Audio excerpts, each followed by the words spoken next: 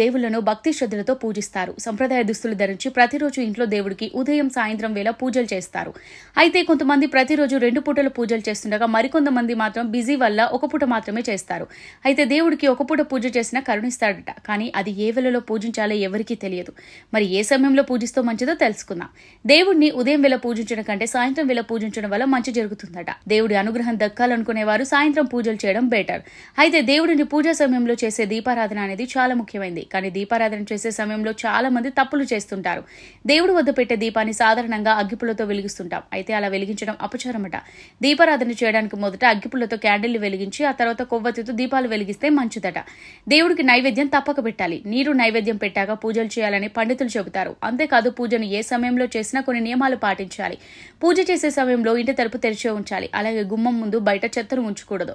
ఇంటిని శుభ్రంగా ఉంచుకొని వాకిలి ఊడ్చి కల్లాపి చల్లి అందమైన ముగ్గులు వేయాలి. ఎవరి ఇంటి ముందు అలంకరణ చక్కగా ఉంటే వారి ఇంట్లోకి లక్ష్మీదేవి ప్రవేశిస్తుందట. ప్రతిరోజు ఎంత బిజీ లైఫ్ ఉన్నా పూజ చేయడం మాత్రం మానకూడదు.